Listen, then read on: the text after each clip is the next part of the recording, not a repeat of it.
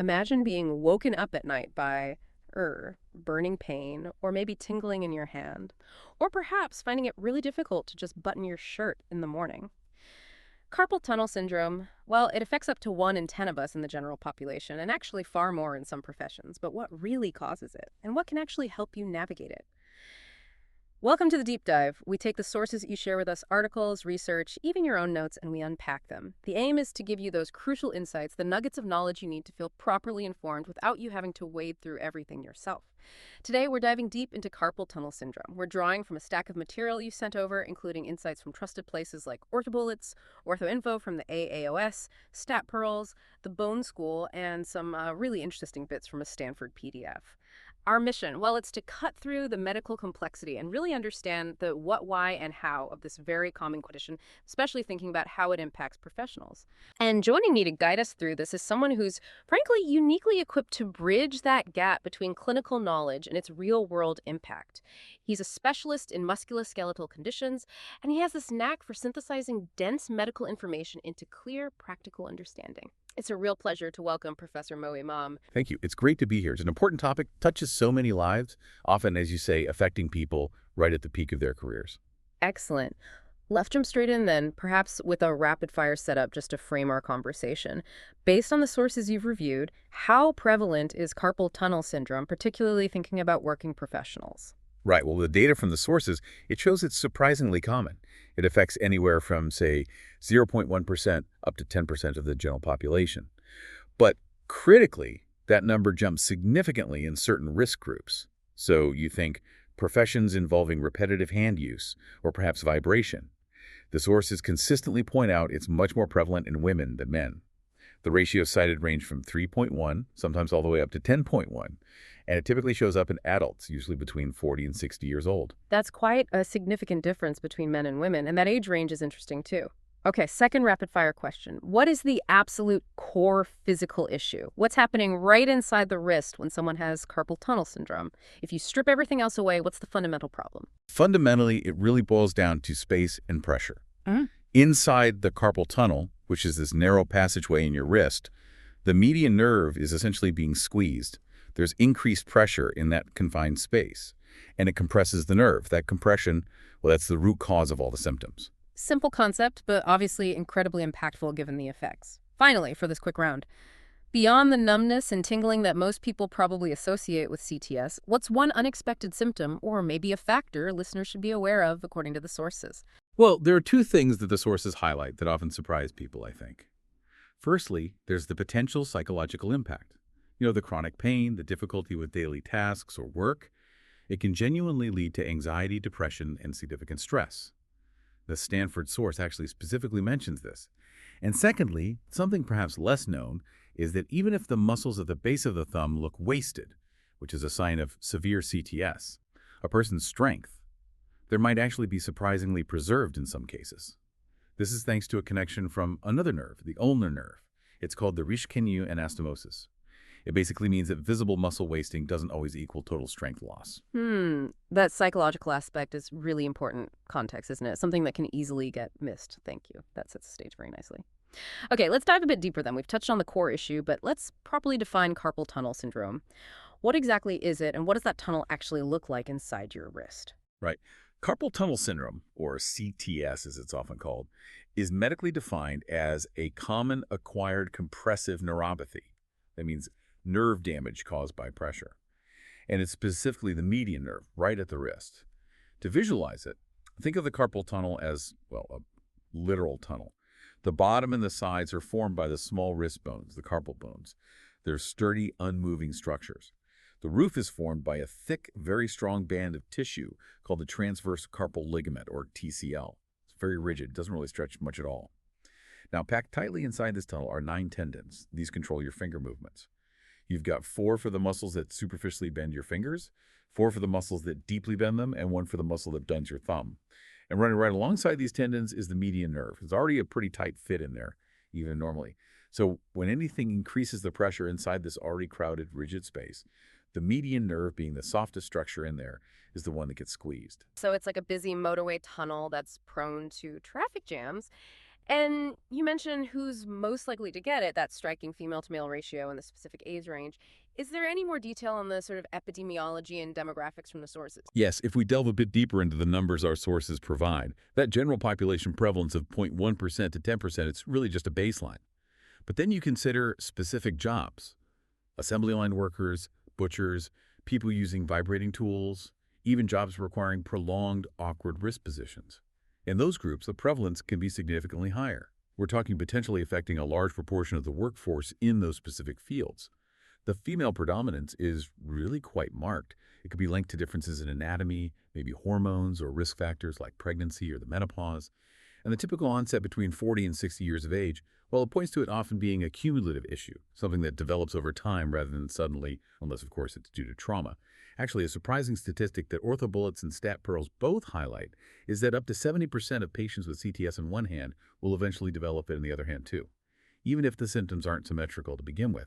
This bilateral nature, it's really important for diagnosis and for planning treatment. 70% bilateral. Wow, that's a powerful statistic. It really shows how systemic factors or maybe anatomical predisposition can play a role. Let's get back to the anatomy for a moment. You described the rigid tunnel and what's inside it. What's particularly important about the median nerve's path, through or near that tunnel? Yes, understanding the median nerve's anatomy here is absolutely key to understanding the specific symptoms people experience. The main nerve travels down the forearm. Now, before it actually enters the carpal tunnel, usually about 5 centimeters or so above the wrist crease, it gives off a branch. This is called the palmar cutaneous branch. It's a small sensory nerve, and it supplies feeling to the skin over the thenar eminence. It's the fleshy mound at the base of your thumb. Crucially, our sources emphasize that this branch typically travels outside and over the transverse carpal ligament. It essentially bypasses the carpal tunnel itself. Oh, okay. And this anatomical detail, it explains why in typical carpal tunnel syndrome, you get the numbness and tingling in the fingers supplied by the median nerve after it leaves the tunnel. But sensation is usually preserved over that thenar eminence, the base of the thumb. It's actually a critical diagnostic clue for clinicians. Then, deeper inside the tunnel, or sometimes immediately after exiting it, the median nerve gives off its recurrent motor branch. This is the primary nerve supply to the thenar muscles. Those are the ones that allow you to powerfully pinch, grip, and move your thumb across your palm. Damage to this branch is what leads to weakness and difficulty with fine motor skills, and eventually that muscle wasting or atrophy we mentioned. The sources also mentioned there are anatomical variations in where this motor branch actually originates from the median nerve. And that's vital information for surgeons, of course, to avoid injuring it during a release procedure. So the specific pattern of numbness is a direct result of which part of the nerve is actually inside the tunnel being squeezed. That makes it incredibly clear. Now, how does this squeezing, this increased pressure, actually damage the nerve and cause the symptoms? What's the pathophysiology going on? Well, the sources explain that the mechanism really boils down to a compromised blood supply to the nerve itself. It's caused by the external pressure. Think of the nerve needing its own constant, healthy blood flow, just like any other tissue in the body. Our sources cite some specific pressure figures, which, although they're a bit technical, they really illustrate the severity. Normal pressure in the carpal tunnel when you're resting is very low, around 2.5 millimeters of mercury, milli-ADG. If you bend your wrist forward, flexion, it might go up to 30 milli-ADG. But in CTS, these pressures can absolutely soar, ranging from 30 milli-ADG all the way up to 110 milli-ADG. Wow. Now, at just 20 milli-ADG, the venous blood flow within the nerve starts to get choked off. This leads to swelling or edema inside the nerve itself, which then further increases the pressure. It creates a sort of vicious cycle. Right. More critically, at pressures between 60 and 80 millimilli of AHD, the essential arterial blood flow to the nerve is severely disrupted. This lack of oxygen and nutrients, it's called ischemia, is what causes the actual damage over time. Initially, the insulation around the nerve fibers, that's the myelin sheath, gets damaged. That's called demyelination. With more severe or prolonged compression, the nerve fibers themselves, the axons, are injured, and scarring or fibrosis can occur within the nerve. This damaged nerve simply can't conduct signals effectively, and that leads directly to those classic symptoms of numbness, tingling, and pain. So it's a progressive starvation and disruption of the nerve from the inside, all caused by the pressure from the outside. That makes a lot of sense. Given this mechanism, then, what are the specific causes and risk factors outlined in the sources that can actually increase that pressure in the first place? Well, it's rarely just one single thing. CTS is often multifactorial, meaning several factors contribute. The sources list quite a few key contributors. The most common reason for what we call idiopathic CTS, that means it develops without a clear underlying disease or injury, is inflammation and thickening of the synovium. That's the tissue lining the tendons within the tunnel. This inflamed tissue simply takes up too much space. Okay. Repetitive motion and certain activities are definitely significant factors. Now, while the debate about typing as a direct cause continues in the literature, Right, I've heard that debate. yes, but activities involving forceful gripping or prolonged awkward wrist positions, either flexed forward or extended back, or exposure to vibration, those are more strongly implicated. Examples would include using power tools, assembly line work, or even certain sports or hobbies like cycling or tennis. Trauma to the wrist is another clear cause. That could be an acute fracture or a dislocation causing sudden swelling and pressure that's acutely concedes, which is actually a medical emergency. Or it could be a poorly healed fracture or malunion that permanently narrows the tunnel space. I see. Less common, but still possible, are actual space-occupying lesions within the tunnel. Things like ganglion cysts, which are fluid-filled sacs, or tumors, or sometimes deposits from conditions like gout. And then there are many systemic medical conditions that also predispose individuals to developing CTS. Diabetes is a major one, likely due to its effects on nerve health generally. Rheumatoid arthritis causes inflammation that can affect the wrist tendons and that synovial lining. Hypothyroidism can affect tissue metabolism and lead to swelling. Pregnancy is a very common cause, mainly due to hormonal changes and fluid retention. Thankfully, CTS during pregnancy often resolves after delivery. That's good to know. Yes. Menopause, obesity, being overweight significantly increases risk chronic renal failure, acromegaly, which is a hormonal disorder. Even conditions like congestive heart failure, smoking, and alcoholism are cited as risk factors in the various sources. Anatomical factors can play a role too, like someone just having a naturally smaller carpal tunnel. The sources even mention something called the square wrist test. Oh, what's that? It's a simple visual assessment. If the ratio of your wrist thickness compared to its width is over 0.7, it's associated with a higher risk of developing CTS. And finally, there's this concept called double crush. The idea is that if a nerve is already compressed somewhere else, perhaps in the neck, it might be more susceptible to developing symptoms from a second compression point, like the carpal tunnel. Gosh, it really is a complex interplay, isn't it? Between our anatomy, our activities, and our overall health. Let's really focus on the symptoms now, because this is how it actually shows up in people's lives. What should our listeners be specifically looking for, and what's the typical pattern described in the sources? Right, the hallmark symptoms, as we've touched on, are numbness, tingling, sometimes described as pins and needles burning, and pain. The pattern of these sensations is crucial for diagnosis. It's typically in the median nerve distribution. That means the thumb, the index finger, the middle finger, and the side of the ring finger closest to the thumb, the radial half. What it usually doesn't affect is the little finger, or as we discussed, the very base of the palm over the thenar eminence, because of that palmar cutaneous branch bypassing the tunnel. Okay, that distinction is key. Precisely. The discomfort can sometimes radiate upwards into the forearm, maybe the elbow, or occasionally even up towards the shoulder. A very, very classic symptom is nocturnal awakening. People are often woken up by intense tingling or burning sensation in their hand, and they often find relief by shaking or flicking their hand vigorously. This tends to happen because sleeping with wrists bent, which many of us do, significantly increases that carpal tunnel pressure. That makes sense why shaking helps then. Yes, it likely temporarily reduces the pressure or improves blood flow. During the day, symptoms are often triggered by holding the wrist in fixed positions for periods.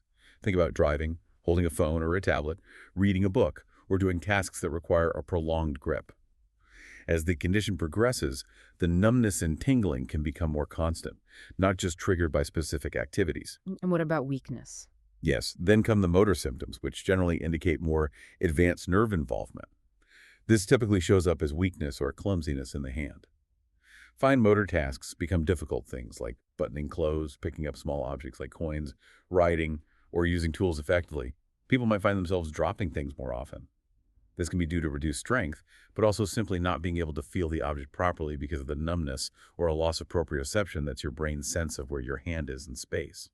Visible thenara atrophy, that wasting of the thumb-base muscles, is usually a sign of severe chronic CTS.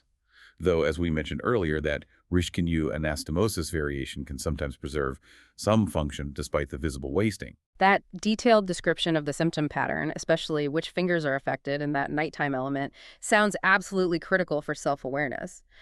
So if someone suspects they might have this based on those symptoms, what's the process for getting a diagnosis? Do you always need fancy tests, or is it mostly based on talking to a doctor and a physical exam? The sources are quite clear that the diagnosis is primarily clinical. It really starts with a detailed history of your symptoms. The clinician will ask when they started, what makes them better or worse if they wake you up at night, exactly which fingers are affected. That detailed story is crucial. Then, a physical examination is key. Fancy tests, while certainly useful in some situations, aren't always strictly necessary for the initial diagnosis. The AAOS guidelines actually give a limited recommendation for their routine use purely for diagnosis. Okay, so what happens in the physical exam? During the physical exam, doctors use specific provocative tests. The idea is to trench reproduce your symptoms by putting temporary pressure on the median nerve at the wrist. Three common ones are Phelan's test, where you hold your wrists fully flexed, back of hands together for about a minute. Tinel's test, where the doctor taps lightly but firmly over the median nerve path at the wrist. And Durkin's test, also called the carpal compression test, which involves the doctor pressing directly over the carpal tunnel itself for about 30 seconds. Our sources generally note that Durkin's test is often considered the most sensitive and specific of these provocative maneuvers. A positive test is when your typical symptoms are reproduced within that time frame. Now, while each test alone isn't perfectly reliable, none have 100% sensitivity or specificity. Getting a positive result on these tests, in combination with that classic symptom history, makes a clinical diagnosis very likely. Right, it's about the overall picture. Exactly. Then, to objectively assess sensation, tests like Simmons-Weinstein monofilament testing can be used. This is particularly good for identifying early, subtle sensory loss, as it tests single nerve fiber function. Two-point discrimination testing is another way to measure sensation, how close 2 points can be before you feel them as one. It's perhaps more useful for assessing nerve function recovery over time, rather than initial diagnosis. Are there any other clinical tools? Yes, the sources mention the CTS-6 evaluation tool. It's a validated clinical scoring system. A score above 12 suggests a high probability, around 80%, of having CTS. It combines several factors like numbness in the median nerve area, night symptoms, thumb muscle weakness, positive Phelan's or Tinel's, and loss of two-point discrimination. Okay, and what about those fancy tests, the nerve studies? Right, electrodiagnostic studies, or EDS. These include nerve conduction studies, NCS, and electromyography, EMG. As I said, they're not always required for diagnosis in every single case, but they are very valuable. Think of them as providing objective proof of nerve dysfunction and a way to measure the severity. NCS measures how fast and how well electrical signals travel through the median nerve across the wrist. Slowed signals or reduced signal strength indicates damage or compression. EMG involves testing the muscle supplied by the nerve to look for signs of nerve damage impacting muscle function. So EDS are particularly useful for confirming the diagnosis when it's unclear, determining how severe the compression is, which can help predict prognosis, sometimes required for work compensation claims or insurance purposes, and very important for ruling out other conditions that might mimic CTS. Like what kind of conditions? Things like nerve compression further up the arm, perhaps at the elbow or even in the neck, cervical radiculopathy, or a more generalized peripheral neuropathy, perhaps related to diabetes. However, it's worth noting what the sources say about interpretation. Very severe findings on EDS might, somewhat paradoxically, mean less complete recovery after surgery compared to moderate findings. And sometimes, people can have classic CTS symptoms, but their EDS results are normal or borderline. In those cases, surgical outcomes can sometimes be less predictable. Interesting nuance there. And imaging, x-rays, MRI. Imaging like X-rays, MRI, or CT scans isn't typically needed to diagnose CTS itself. An X-ray might be done if the doctor suspects an underlying bone issue, like arthritis or maybe an old fracture contributing to the problem. MRI or CT are rarely indicated unless there's a strong suspicion of a rare cause like a tumor or a large cyst within the tunnel. Ultrasound is being used more and more frequently, though. It allows the clinician to actually visualize the median nerve and measure its cross-sectional area. An enlarged median nerve at the wrist, usually above 10 square millimeters, is strongly associated with CTS. So it sounds like a careful combination of your story, a thorough physical exam with specific tests, and sometimes, but definitely not always, those objective nerve studies like EDS or maybe ultrasound. If someone is diagnosed, what are the first steps? Is surgery always the answer, or can you avoid it? Absolutely, you can often avoid surgery, at least initially. For mild to moderate cases, non-operative treatment is definitely the recommended starting point. The main goal is to reduce that pressure and inflammation without needing an operation. What does that involve? Conservative measures usually start with wearing a night's splint. This is often the very first line of defense, especially if those nocturnal symptoms are prominent. The splint keeps the wrist in a neutral, straight position, which reduces pressure inside the carpal tunnel while you sleep. Activity modifications are also vital. This means identifying and then consciously avoiding the specific actions, positions, or tools that seem to trigger your symptoms.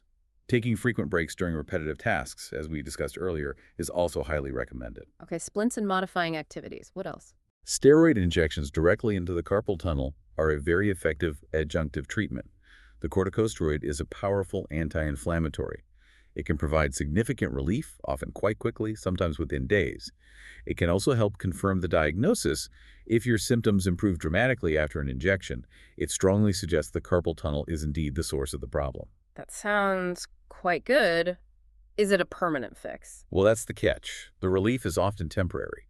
Our sources indicate that while around 80% of people get initial improvement, only about 20% remain symptom-free after a year.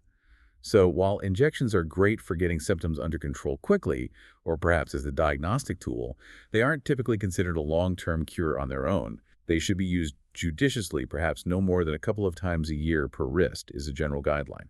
Interestingly, though, if an injection does give you good temporary relief, that's generally seen as a positive prognostic factor. It suggests that surgery, if it becomes necessary later on, is more likely to be successful. Ah, that's useful to know. Conversely, if someone fails to get any improvement from a properly placed injection, it might suggest a less predictable outcome from surgery, or perhaps that something else is contributing to the symptoms. What about taking steroid pills? Oral steroids might be used sometimes, perhaps a short course like prednisone for 10-14 days, as an alternative to injection for people who really want to avoid a needle. But long-term oral steroids aren't recommended for CTS because of the potential systemic side effects. Okay, and physiotherapy or hand therapy? Yes, hand therapy or physiotherapy can certainly be beneficial. While the evidence for some physical modalities like therapeutic ultrasound is a bit mixed according to the sources. Exercises focusing on nerve gliding specific movements to gently mobilize the median nerve and tendon gliding, along with massage, trigger point release, and targeted strengthening, can definitely improve function, reduce pain, and potentially improve nerve health and conduction. Other things like oral NSAIDs, like ibuprofen, are generally considered ineffective beyond basic short-term pain relief for CTS itself. Diuretics haven't shown much benefit either. Newer treatments like PRP, platelet-rich plasma injections, have shown some temporary benefit in studies, but long-term gain isn't expected. Things like acupuncture or chiropractic care might provide temporary symptom relief for some individuals, but more research is needed there. It sounds like there are quite a few solid non-surgical options that can really help many people, at least initially, or for milder cases. When do you cross that line where surgery becomes the recommended path, and what does that actually involve? Right. Surgery is typically considered when those non-operative treatments haven't provided sufficient or lasting relief, or if the carpal tunnel syndrome is considered severe right from the outset, particularly if there's objective evidence of significant nerve damage on those electrodiagnostic studies, like signs of muscle denervation. And as we just noted, if symptoms temporarily improved with a steroid injection, that's actually a good sign pointing towards likely surgical success. Surgery is also the standard treatment for acute CTS cases, for example, following a significant wrist fracture. Okay, so what is the surgery? The procedure itself is called a carpal tunnel release, or CPR. The fundamental goal is really quite simple. It's to cut the transverse carpal ligament, that thick band forming the roof of the tunnel. Cutting this ligament effectively releases the constriction and makes the tunnel bigger, relieving the pressure on the median nerve underneath. I mean, how is that done? There are a couple of main ways this is performed, as described quite well in the sources. The traditional method is open carpal tunnel release. This involves making a small incision, typically about an inch or two long, in the palm, usually following specific anatomical landmarks to ensure safety. The surgeon then directly visualizes the transverse carpal ligament and carefully cuts it through its full thickness.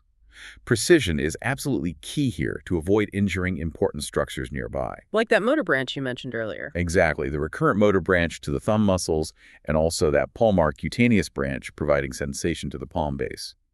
Surgeons use specific techniques and landmarks to minimize risk to these structures.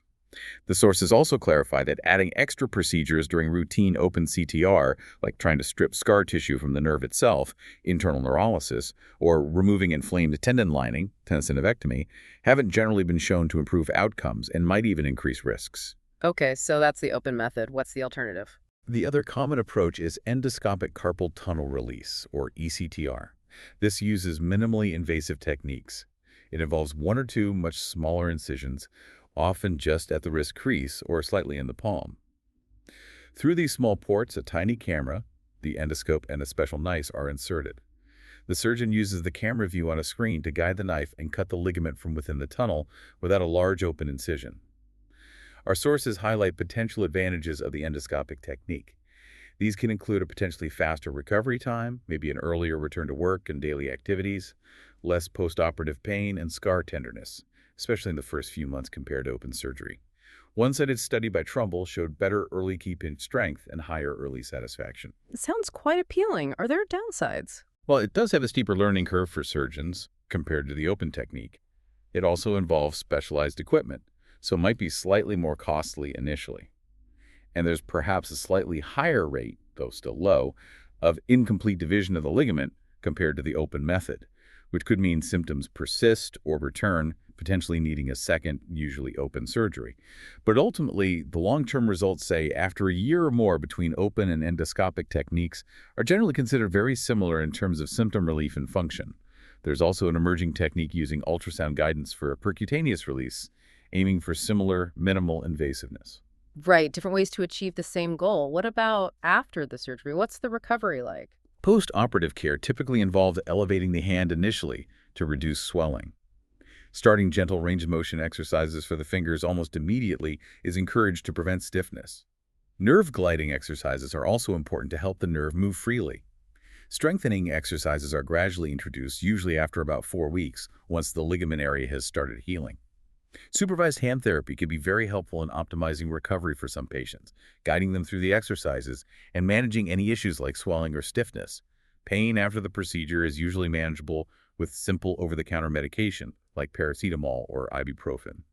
It's good to know there are different surgical approaches, perhaps offering slightly different recovery paths depending on the technique and the patient. But is surgery a guaranteed cure? What can someone realistically expect after treatment, particularly surgery? And what's the long-term prognosis based on the sources? That's a crucial question. Firstly, if left untreated, carpal tunnel syndrome is typically progressive. It doesn't usually get better on its own and can lead to permanent nerve damage. This can result in irreversible numbness, persistent weakness, muscle wasting, that thin arm atrophy, and significant functional disability impacting work and daily life. So, the prognosis without treatment is generally considered poor in the long run. Okay, so doing nothing isn't usually a good option. Generally not, if symptoms are persistent or worsening. Now, non-operative treatments, as we discussed, can be effective initially, especially for mild to moderate cases. Good symptom response rates are reported. But for many people, the relief is temporary, where the condition progresses, and they may eventually require surgery for more definitive relief. Surgery itself generally has a very high initial success rate. Sources consistently cite over 90% of patients reporting significant improvement in their symptoms, particularly things like night pain and tingling. Often those nocturnal symptoms resolve very quickly, sometimes within the first few days after the operation. That must be a huge relief. It really is for many people. Functional recovery, however, takes longer. Pinch strength might take around 6 weeks to return towards normal, and grip strength can take 3 to 4 months, sometimes longer, to fully recover to preoperative levels or better. However, the picture for a complete long-term relief is perhaps a bit more nuanced than those very high initial success rates might suggest. While over 90% initially improve significantly, one source we looked at suggests that maybe only around 60% might achieve complete symptom resolution at the 5-year mark after surgery. So improvement is common, but maybe not always 100% elimination of symptoms forever. That seems to be a fair summary of the long-term data. Another source mentions recurrence rates, where symptoms return significantly, potentially affecting up to a third of patients after 5 years or more. although needing actual revision surgery for recurrence is much less common, maybe in the range of 1–2% over 5–10 years. But despite these caveats about complete long-term relief, the sources are very clear on one point. For patients who are appropriate candidates, meaning non-op, failed, or severe CTS, surgery offers significantly better long-term outcomes compared to just continuing with non-operative management alone. Okay, that's an important distinction. What about recovery of sensation? Recovery of sensation, especially if there was long-standing or profound numbness before the surgery, can be the slowest part of the recovery process. It might take up to a year, or sometimes even longer, after the surgery to see the maximum improvement in sensation. And in very severe chronic cases, particularly those with significant muscle wasting or deep numbness preoperatively, full sensation or strength might not be completely regained even with a technically successful surgery. This really underscores the importance of timely intervention, not letting it get too severe before seeking treatment. Prognosis can also be less favorable if the CTS is caused by or significantly associated with other conditions like poorly controlled diabetes or resulted from a major wrist injury. So, while surgery isn't perhaps a guaranteed 100% perfect fix forever in every single case, timely diagnosis and appropriate treatment, especially surgery when it's indicated, significantly improves the chances of preventing permanent damage and mitigating that impact on work and daily life. Those socioeconomic effects the Stanford source mentioned. Precisely. It's about maximizing function and minimizing long-term problems. It certainly sounds like a condition where addressing it sooner rather than later is crucial for achieving the best possible outcome. What about potential complications? Are there risks associated either with the condition itself if left untreated or with the treatments, particularly surgery? Yes, there are potential complications for both scenarios. From untreated progressive CTS, the main complication is, as we've stressed, that permanent median nerve damage. This leads to irreversible loss of sensation, persistent weakness, muscle atrophy, chronic pain, and potentially significant long-term disability affecting dexterity and grip. In rare instances, chronic nerve irritation can contribute to developing complex regional pain syndrome, or CRPS. Okay, and complications from the treatment itself, from surgery. Regarding surgical complications, the sources detail several possibilities, although it's important to stress that serious complications are generally uncommon with experienced surgeons. Scar tenderness at the incision site is actually quite frequent initially. It's reported in a significant percentage of patients in the early weeks and months, though it usually improves considerably over time for most people. Pillar pain is another common early issue. This is described as an ache or discomfort in the bony parts of the palm over the thenar and hypothenar eminences, sort of on either side of the carpal tunnel. It might affect around 40% of patients at 1 month post-op, but usually resolves dramatically, affecting only maybe 6% by the 1-year mark. It's thought to relate to the biomechanical changes after cutting the ligament. Right, the structure changes slightly. Yes, exactly. Recurrence of CTS symptoms after surgery is possible, as we touched on. True recurrence rates are estimated around 1–2% over 5–10 years, requiring further surgery. Some recurrences, particularly earlier ones, might be due to the transverse carpal ligament not being completely cut during the initial surgery. Some sources suggest this might be slightly more common after endoscopic release compared to open, possibly due to visualization challenges, although this is debated and technique dependent. Revision surgery for incomplete release is generally less successful than the primary operation. What about nerve injury during surgery? Injury to the median nerve itself or its important branches during surgery is a rare but obviously serious potential risk. The risk to the recurrent motor branch, the one controlling the thumb muscles, is estimated to be low, perhaps in the range of 1–3%, depending on the surgical technique used and the patient's specific anatomy. Remember those variations. Injury to the palmar cutaneous branch, that sensory nerve to the palm base, is reported as potentially the most frequent surgical complication that causes lasting issues, like developing a painful nerve scar or an neuroma. Some sources suggest this might be slightly more common with certain open techniques if the nerve isn't carefully protected, but the overall incidence of a clinically significant problem is still low. Injury to the digital nerves going to the fingers is also very rare. Serious injury to blood vessels like the palmar arterial arch is exceedingly rare. And then, of course, there are the general surgical risks applicable to any procedure: bleeding, infection, wound healing problems, or perhaps temporary nerve irritation or flare-up after the surgery. Okay, that certainly puts the risks into perspective. They're present, but generally low compared to the potential benefits for appropriate candidates undergoing surgery. Beyond the medical interventions like splints, injections, and surgery, what can people do in terms of prevention or perhaps adaptive strategies to manage symptoms in their daily lives, especially for professionals who might be at higher risk? Yes, prevention and management really involve modifying those factors that we can control. For professionals, particularly those doing desk work or repetitive tasks, ergonomics are huge. This means ensuring your workstation, your chair, your desk, your keyboard, your mouse is set up so that your wrists are kept in a neutral, straight position as much as possible when working, not bent too far forwards or backwards. Adjusting chair and desk height is fundamental. Using ergonomic keyboards or mice, if they help you maintain that neutral posture, can be beneficial for some people. Making sure your screen height encourages good overall posture is also important. Avoiding neck strain can sometimes indirectly help arm symptoms. So, setting up the workspace right. What else? Taking frequent short breaks is perhaps one of the simplest and most effective strategies, yet often overlooked.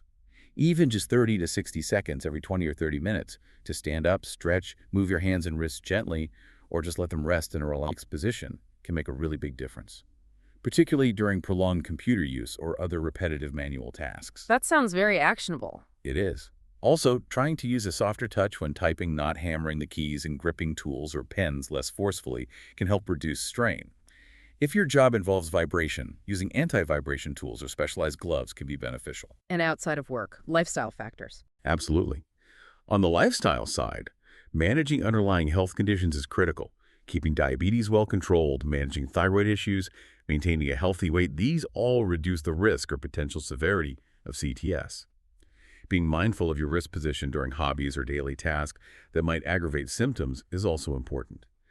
Prolonged awkward postures while gardening, knitting, playing musical instruments, etc. For managing existing symptoms, consistency is really key. Whether that's wearing the night splint every single night, regularly doing the prescribed nerve flighting exercises, or consciously modifying how you perform certain daily tasks to reduce strain. Sometimes, tracking your symptoms in a diary can help you identify specific triggers that you can then try to avoid or modify. And let's not forget the psychological impact we mentioned earlier. Incorporating stress management techniques, mindfulness, or relaxation exercises can be really beneficial for overall well-being when you're dealing with a chronic condition like CTS. So, really, adjusting your environment and your habits alongside managing your general health seems like a powerful combination for both prevention and management. Finally, the sources you reviewed mentioned the importance of an interprofessional team approach. Who might typically be involved in the care journey for someone with carpal tunnel syndrome? Yes, that's a very important point. Carpal tunnel syndrome often benefits from a collaborative approach involving several different types of healthcare professionals working together. Your primary care physician, your GP, is often the first point of contact. They can help identify potential CTS, rule out other simple causes, and initiate those initial conservative treatments like splinting or advising activity modification. Orthopedic surgeons, particularly those specializing in hand surgery, are key specialists for definitive diagnosis, managing non-surgical options like steroid injections, and of course performing surgery if it becomes necessary. Neurologists might be involved, particularly for conducting and interpreting the electrodiagnostic studies, the nerve tests, and helping differentiate CTS from other more complex neurological conditions. If the CTS is linked to underlying systemic conditions like diabetes or hypothyroidism, then an endocrinologist might play an important role in managing the underlying disease. For pregnancy-related CTS, obstetricians are obviously involved in the patient's overall care. And crucially, physical therapists and occupational therapists, especially certified hand therapists, CHTs, are invaluable members of the team. What role do they play specifically? They provide specific, tailored exercises like those nerve gliding techniques we talked about.